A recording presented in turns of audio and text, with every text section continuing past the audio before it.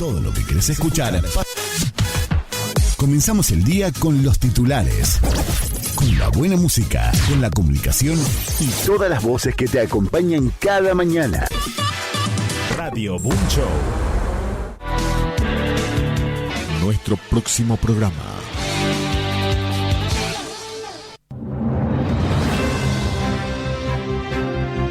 Conectamos con el mundo. Estas son las noticias.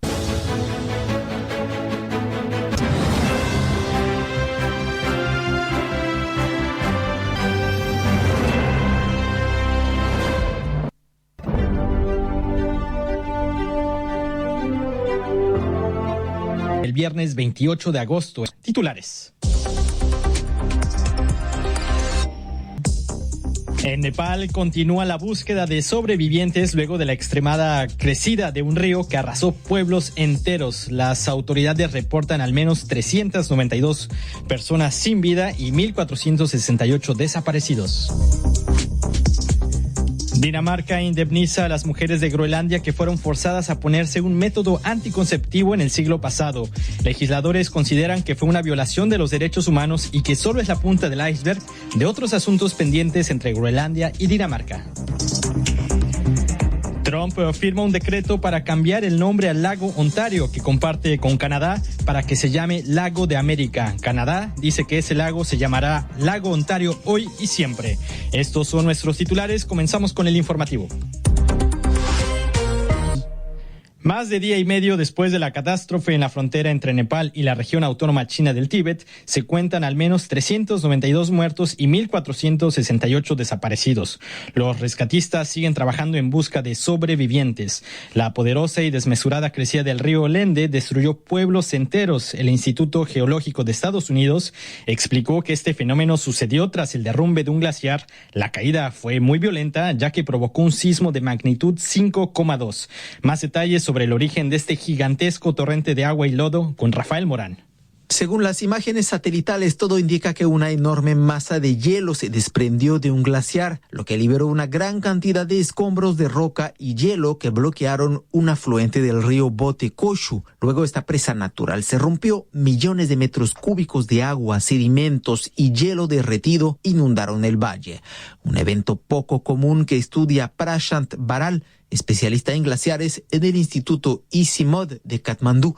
Según él, se necesitan más datos de anomalías de temperatura del aire y del suelo en la región para determinar si el cambio climático causó este alud.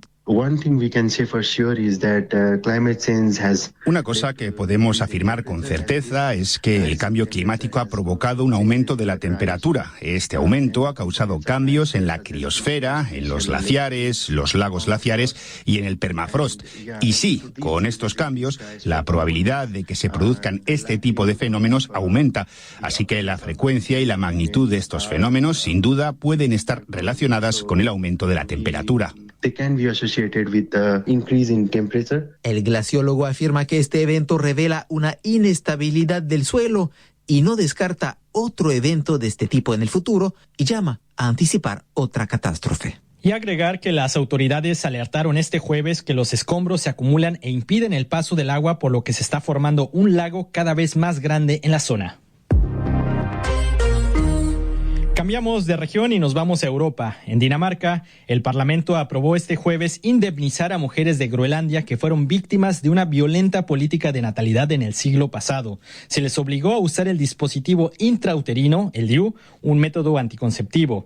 La compensación por la violación a los derechos humanos asciende a unos 40.000 euros. La importancia de esta ley aprobada por el legislativo danés con 100 votos a favor y 10 en contra nos lo explica Ivonne Sánchez.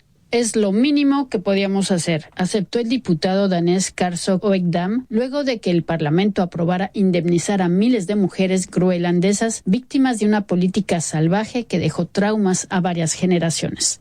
De 1960 a 1991, el gobierno de Dinamarca buscó controlar la curva demográfica de Groenlandia, forzando a unas 4.500 mujeres a ponerse el dispositivo intrauterino, el DIU, un método anticonceptivo para reducir reducir la población. En varios casos, el gobierno danés los implementó sin su consentimiento, lastimándolas físicamente, pero también dejándoles secuelas psicológicas. Quienes defendían esa política aseguraban que se trataba de un método de planificación familiar estudiado y que uno de los objetivos era reducir los embarazos no deseados. Según ellos, las autoridades groenlandesas no se opusieron. Por lo anterior, el diputado danés Oekdam acusó a su gobierno de haber cometido una violación de los derechos humanos. Esto es solo la punta del iceberg, dijo, pues según él aún quedan varios conflictos históricos que resolver entre Dinamarca y Groenlandia.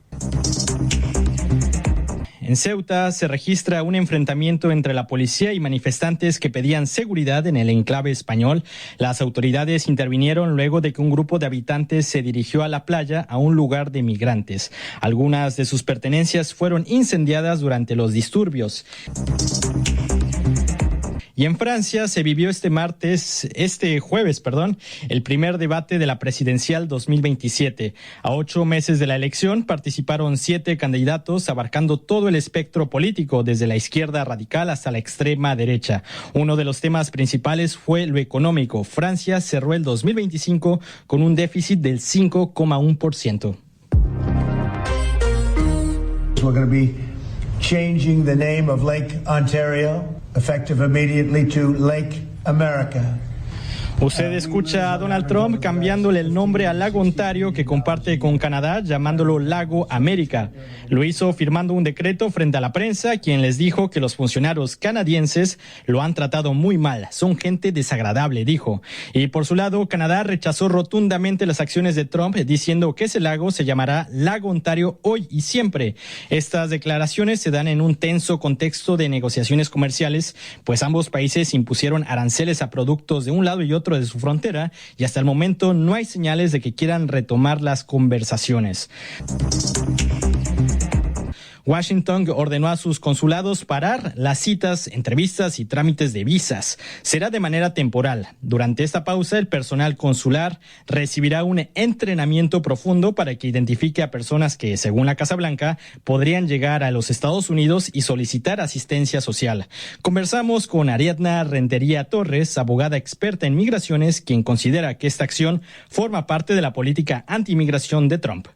Es otro nivel de agresividad muy bien orquestada por parte de los ideólogos de la política migratoria dentro de la administración Trump. No es sorpresivo, pero básicamente es otro nivel en el proceso de desmantelamiento de los procedimientos de inmigración tal como los habíamos entendido por décadas. Esto es otro nivel de no solo propaganda agresiva que tiene la intención de crear temor y disuadir a los solicitantes de regularización migratoria, ya sea por asilo o otro método, pero una acción agresiva más que de disuasión, de contención por cualquier método posible sin tener ninguna limitación legal. Lo que ellos quieren también eliminar es todos los muros de procesos de legalidad con el fin de actuar de la manera más arbitraria y agresiva que puedan en contra de la comunidad migrante que han hecho su chivo expiatorio desde el inicio de esta administración, pero la previa también.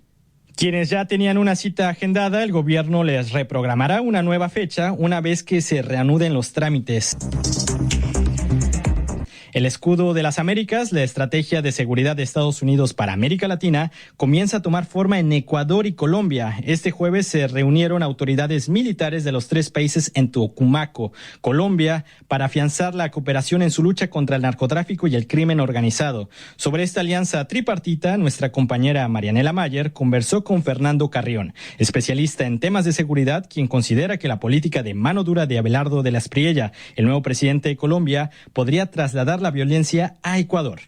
El rato que empiece una política focalizada fuerte en Colombia, como se estima que eso pueda ocurrir, es que se produzca lo que se conoce con la tesis esta del efecto globo, es decir, que empiece a producirse un traslado de la violencia de Colombia hacia el Ecuador, como ya ocurrió en la época del Plan Colombia y como ya ocurrió también con ciertas zonas del territorio ecuatoriano fronterizo que se convirtieron en zonas de santuario para la recuperación erradicación de los grupos criminales y para poder tener un descanso estratégico para seguir confrontando. ¿Y esta colaboración con Estados Unidos en la lucha contra el crimen organizado está siendo efectiva? Yo creo que eso hay que verlo un poco más en el tiempo. Nosotros hemos tenido, en general, América Latina, 3 políticas de los Estados Unidos con resultados no muy buenos. El primero fue en el año 71 con la guerra a las drogas. Segundo, lo que se hizo justamente en el caso del Plan Colombia y el Plan Mérida, México y Centroamérica. Y ahora en esta línea que estamos de lo que llaman el narcoterrorismo. Entonces, en esa línea estamos nosotros inscritos,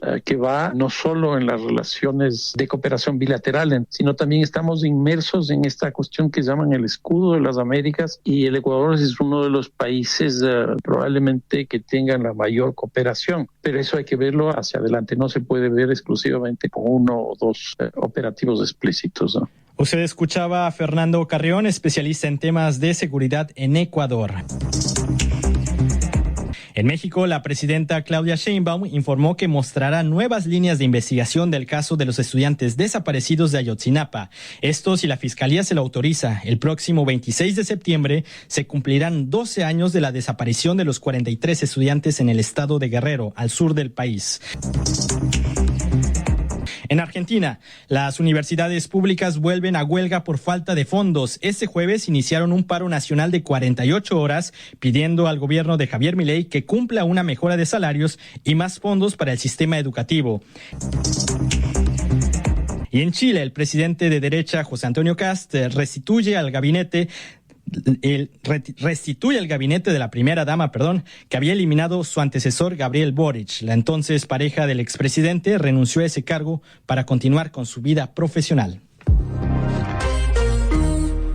Luto y fiesta en Uruguay porque este miércoles falleció Rubén Rada a los 83 años. Fue un músico reconocido internacionalmente por canciones como Mi País, ¿Quién va a cantar? Y Muriendo de Plena. El mandatario uruguayo Yamandu Orsi decretó duelo nacional y además de recordar sus talentos artísticos, dijo que era una persona con un gran sentido de los vínculos humanos. También este jueves los uruguayos pueden pasar a darle el último adiós en el Palacio Legislativo. Nuestra compañera Marianela Mayer nos recuerda más sobre la vida de Rada, ícono de la música en el Cono Sur.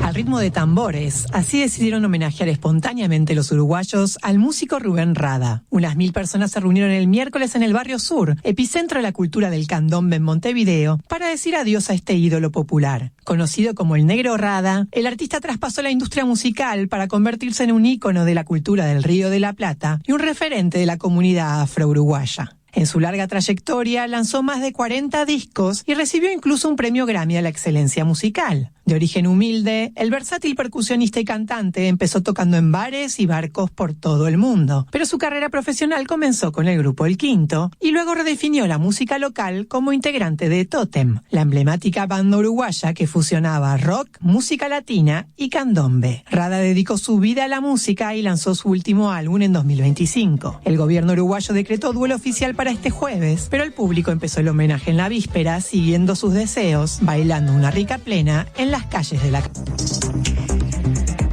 La crisis demográfica se acelera en Cuba luego de que el país registrara en 2025 casi el doble de muertes que de nacimientos. ¿A qué se debe esta situación y cómo podría afectar a la ya frágil economía de la isla? Nos lo cuenta Marianela Mayer en este informe. Cuba cerró 2025 con poco más de 68.000 nacimientos, más de 245.000 emigrantes y 136.000 muertes. Estos datos profundizan un histórico proceso de envejecimiento que afecta a todas sus provincias. La aceleración del declive poblacional en la isla se debe a múltiples razones, como explica RFI el demógrafo Juan Carlos Albizu, del Centro Cristiano de Reflexión y Diálogo Cuba. Lo que está ocurriendo demográficamente es una respuesta adaptativa de la población a lo que está ocurriendo en el país, que es un desastre humanitario. Hay una aceleración de la caída de la fecundidad y hay un éxodo masivo de la población como respuesta a su incapacidad para manejar sus condiciones de vida. Lo que está ocurriendo con la mortalidad venía ocurriendo desde hace mucho tiempo porque la esperanza de vida en Cuba está descendiendo desde el año 2013 para acá. No obstante, el experto reconoce que se produjo una aceleración del aumento de la mortalidad y de la caída de la esperanza de vida en los últimos años. Para el economista Omar Eberleni, esto puede estar vinculado con la política estadounidense hacia Cuba. Mucha gente que podrían atenderse con otro tipo de medicamentos, otro tipo de cosas, hoy carecen de ellos. Y eso se debe realmente a esta situación de asfixia que nos está haciendo el gobierno de Estados Unidos, que no es el único factor. Las consecuencias de esta crisis demográfica son graves para la frágil economía de la isla. Según Albizu, el 80% de las personas que han emigrado tenían entre 15 y 59 años, una franja etaria clave para la actividad económica. Efectivamente, eso va a comprometer a mediano plazo la disponibilidad de fuerza de trabajo calificada y por otro, está acercando lo que se llama el cierre de la ventana de oportunidad demográfica, que también sería un elemento que la economía podría haber aprovechado si es que hubiera garantizado las condiciones. Aunque el también economista afirma que el proceso de envejecimiento demográfico per se no es una mala noticia, precisa que no es reversible. A su juicio, la única política coherente sería fortalecer el desarrollo económico, invirtiendo cantidades importantes de capital para garantizar un aumento sostenido de la productividad del trabajo que conduzca a la satisfacción de las necesidades crecientes de la población. Para ello cita como ejemplo a los países nórdicos o incluso los modelos adoptados por China o Vietnam. Sin embargo, muchos autores plantean ya que esa oportunidad en Cuba se perdió debido al enquistamiento de los dirigentes de mayor nivel en un modelo socialista que no ha hecho otra cosa que preservarlos en el poder mientras la población continuó padeciendo todos los males. Así, el modelo económico actual en Cuba no solo está quebrado, sino que es su propio obstáculo para el avance. De perpetuarse esta situación, el especialista concluye que la pobreza seguirá aumentando y, en consecuencia, persistirá la emigración masiva, mientras la fecundidad y la esperanza de vida continuarán cayendo.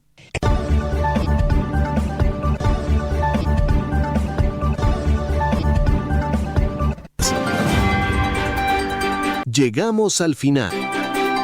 Tengan un estupendo día y lo invitamos para el próximo noticiero RBS.